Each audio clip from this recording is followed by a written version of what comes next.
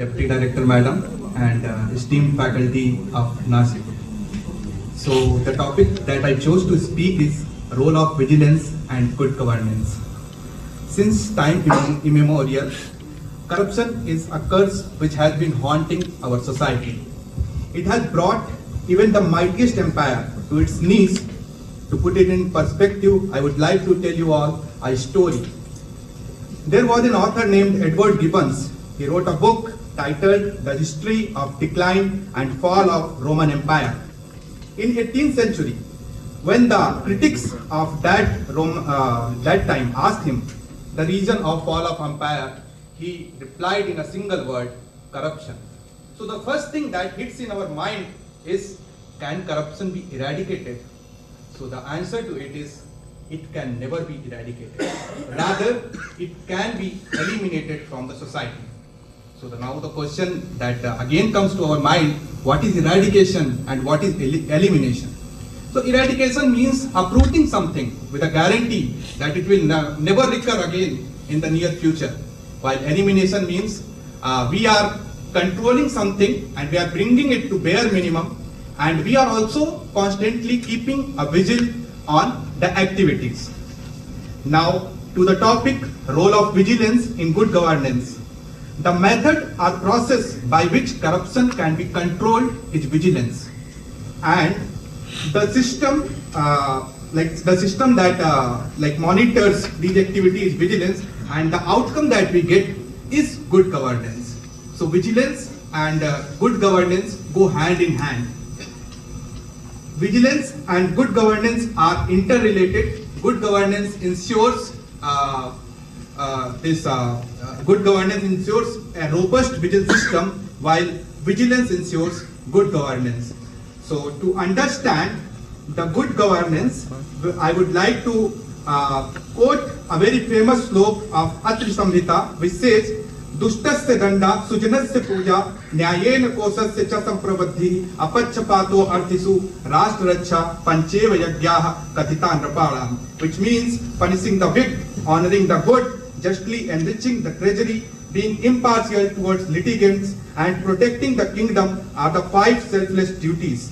I state where these 5 principles are followed, it called as the state where good governance is prevailing. It is very clear from the words that for the good governance, vigilance is very significant. Vigilance, as the word suggests, means to be alert, to be aware, and to be watchful. To be alert, to know the repercussion of corrupt activities, and to be aware of what is right and what is wrong. At the same time, we are required to be watchful, to monitor the corrupt activities that are happening around us.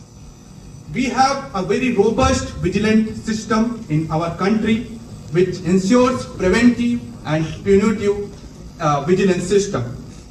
It is in the form of serious conduct rules, disciplinary rules, and Prevention of Corruption Act.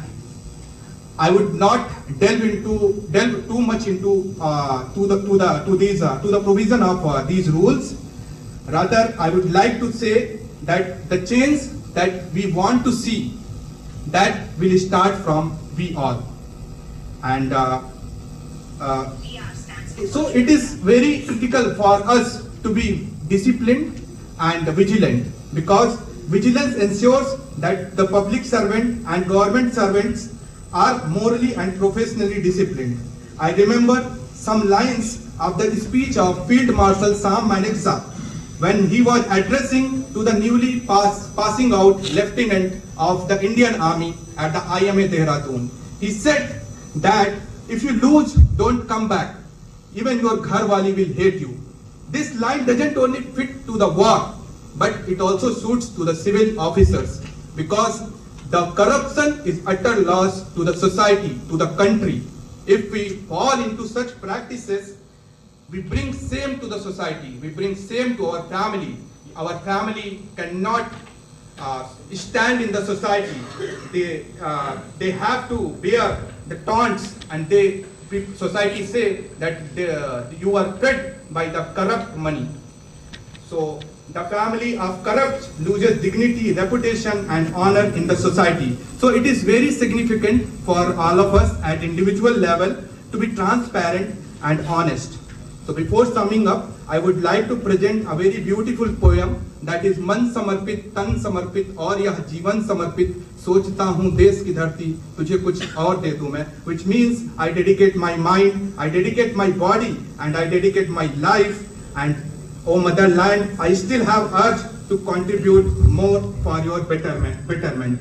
At the end, to conclude, I would like to say, let's come together in the fight with corruption, and let's contribute to ensure fair, transparent, and just system of administration, and let's endeavor to make India Shresth Bharat, Great Bharat, that is Ek Bharat, Shresth Bharat, that is One India, Great India. Jai Hind.